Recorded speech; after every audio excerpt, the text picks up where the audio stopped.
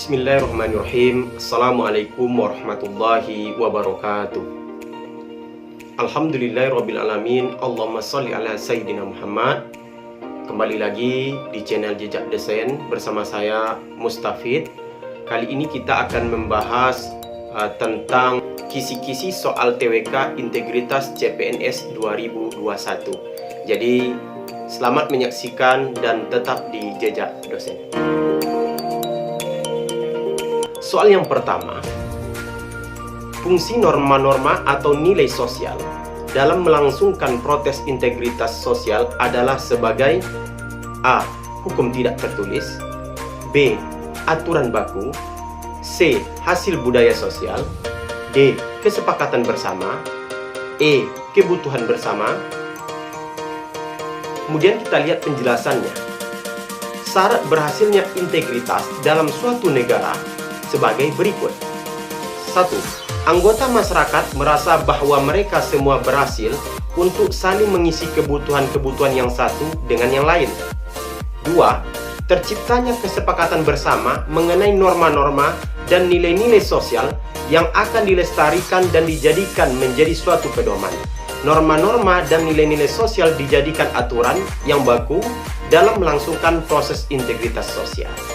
Jadi jawabannya adalah B. Aturan baku. Kita lanjutkan ke soal nomor 2. Sumpah Pemuda dianggap sebagai awal perjuangan nasionalisme di Indonesia. Sumpah Pemuda merupakan kesepakatan Kongres Pemuda II yang diketahui oleh A. Sugondo Joyo Puspito, B. Muhammad Yamin, C. Ki Hajar Dewantara, D. Insinyur Soekarno, E. W.R. Supratman. Baik, mari kita lihat penjelasannya.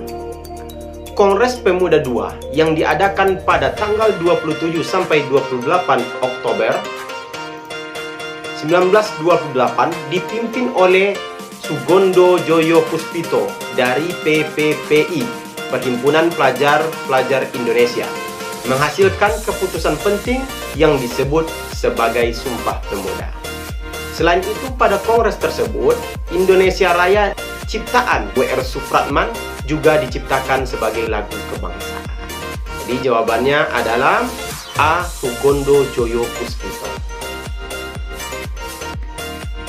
Yang ketiga, berdasarkan titik berat yang menjadi perhatiannya, terdapat demokrasi yang menitik beratkan pada upaya menghilangkan perbedaan dalam bidang ekonomi yang disebut bidang ekonomi ya. A. Demokrasi gabungan, B. Demokrasi formal, C. Demokrasi fiskal, D. Demokrasi material, E. Demokrasi perwakilan. Jadi pasti bisa Jejaker semua menjawab ini. Kalaupun tidak kita baca penjelasannya, tapi kita baca penjelasannya. Demokrasi material merupakan jenis demokrasi yang berdasarkan prioritas atau titik perhatian. Dalam demokrasi material, titik berat atau pusat perhatian berada pada sektor sosial ekonomi. Rakyat diberikan hak yang sama dan setara dalam bidang ekonomi dan tingkat sosialnya, sehingga dalam negara tersebut tidak ada ditemui adanya perbedaan strata yang cukup mencolok. Jadi jawabannya D. Demokrasi material. Baik, yang keempat, soal yang keempat. Integritas nasional secara politis memiliki arti penyatuan berbagai kelompok, budaya, dan sosial dalam kesatuan wilayah nasional untuk membentuk suatu A. Kelompok kebangsaan, B. Kesatuan bernegara, C. Kelompok nasional, D. Kesatuan berbangsa, E. Identitas nasional. Mari kita baca penjelasannya. Konsep sederhana integritas nasional dari perbedaan integritas nasional secara politis dan antropologi adalah membentuk identitas dan menyelaraskan di tengah masyarakat. Salah satu negara yang cocok dengan konsep ini adalah negara kita, yaitu Indonesia.